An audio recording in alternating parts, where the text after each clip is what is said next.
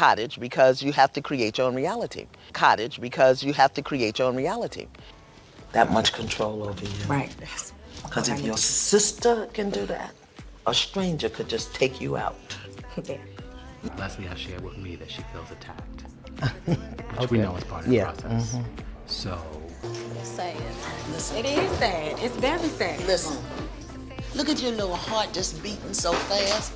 What's the matter? I'm tired of dealing with this. Dealing with what? You keep saying it, this. So, I mean, I just feel like... Come with me. So do y'all know that each of you have a different interpretation of the same experience? Hold up. Ladies, we've been waiting on this shit all night. Sometimes I say that I want you back, but Give anybody that much control over you. Right. sad. Listen. It is sad. It's very sad. Listen.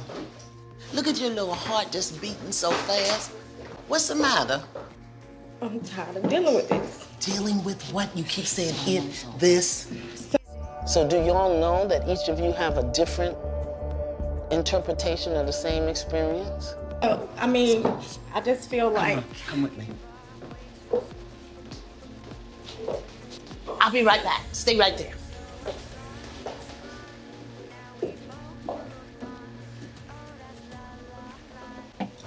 Tell me what this is.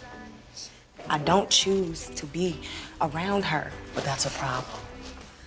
You don't give anybody that much control over you. Right. Because if your sister can do that, a stranger could just take you out. Yeah. Instead of pointing at me, ask yourself, why am I uncomfortable with this? Because that's where the healing is. That means that what you have on the altar of your heart needs to be changed. I'm in the valley with her, with that situation. You're in the valley with you. I am. It ain't got nothing to do with her. Really, it doesn't. And that's what we have to get to. I think all of y'all are looking, this is his fault, her fault, their fault, my fault, its fault. Come on, breathe. And say this with me. I could see peace I can see peace instead of this. instead of this. Yeah. That's your mantra all day. Whenever that heart start racing. Right. And that's where I'm gonna get you to. Right. It's gonna be okay. You're here. Something healthy is working. Yeah. Yeah? Okay. Breathe. Keep breathing. Okay. All right. Leslie has shared with me that she feels attacked, which we know is part of the process. So that's kind of where we are. Okay, so let's talk about it. Where are they? All upstairs. Okay. But when you start putting labels on me, and you tell me I'm dead from the neck down, and you say that I have a nice, nasty attitude to be a Christian woman, so this is about done for me. I'm good though. Handle that very well. Ooh.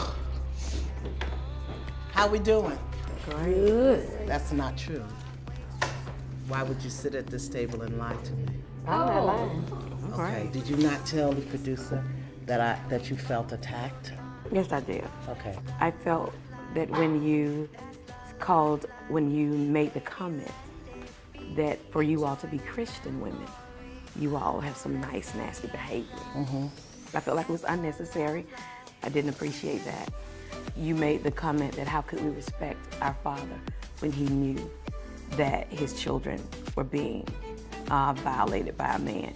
I didn't like that because I felt like even though my daddy may have faults, and he did have a lot of them, my daddy still is worthy of respect, regardless. And that's how I felt. For those who knew that their father knew, it's a valid question.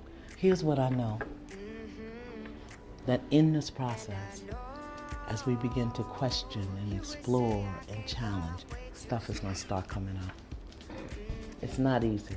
Where somebody's challenging every thought, every feeling, every eye movement, every twitch of the mouth. I want to know because to me it has a meaning and it gets uncomfortable. And when it gets uncomfortable, here's what I would ask you to do. Instead of pointing at me, ask yourself, why am I uncomfortable with this? Because that's where the healing is. But this is what I loved. You say, Throughout my life, I've learned to trust that there will always be a sister woman on hand to help me when I really need it. But this is what I loved. You say, throughout my life, I've learned to trust that there will always be a sister woman on hand to help me when I really need it. I trust that experience because it's been a powerful reality in my life. Perhaps that's because I've been that friend for so many other women. Just 3 days before I was scheduled to turn over the keys to my house, that sister woman called. I can't even talk about it. She had found me a place. She did.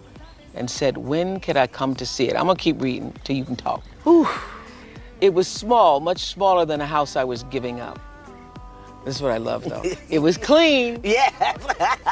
Because I can live anywhere if it's clean. If it's clean. If it's clean. That's right. It was clean. That's right. It was clean. Clean is a good thing. Yeah. It was affordable, but of course, in my current state, that would be subject to interpretation. Oh, I love that line. It was. That, let me tell you, she did. Always, there's a sister, a woman who shows up with what I need.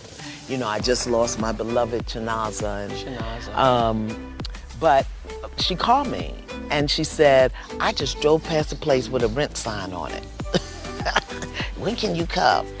So I went there, and of course, at the thought of giving up my, 14-room house to the bankruptcy court, I was desperate. And I had all my clothes in the black bags in the back of my car.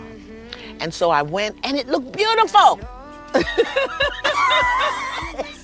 This little cottage. It was a hovel, but I called it a cottage because you have to create your own reality.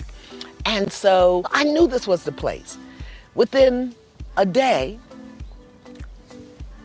Amasi called me. She said, somebody sent you a check, but they didn't want to remain anonymous. I said, how much is the check? She said, well, I'm gonna put it in your account and you'll see. So the next day I look in my account, there was $10,000. And that's how I got in that house. Amazing. Within 3 days. Trust. I trusted it. And it showed up. And it showed up in ways that I could have never imagined. So do y'all know that each of you have a different interpretation of the same experience? Oh, wait a minute.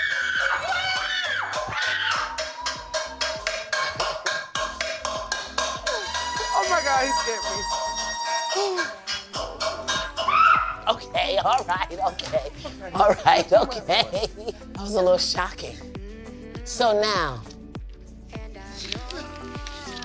tell me what you saw. Come on. With this exercise, it is my intention to show them that while their experiences are their own, it doesn't make someone else's version of it any less true or valuable. So let me ask you this. How many males were there? How many females were there?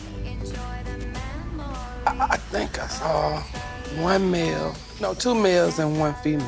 What did you see? 2 males and 1 female. What did you see? 2 males and 2 females. Mm-hmm. What did you see? I saw 1 male, 1 female. Mm-hmm. All y'all on the same side of the table, had the exact same experience, and saw something different. And it's all about people's perception and interpretation. So why is this any different than what happened in the household growing up?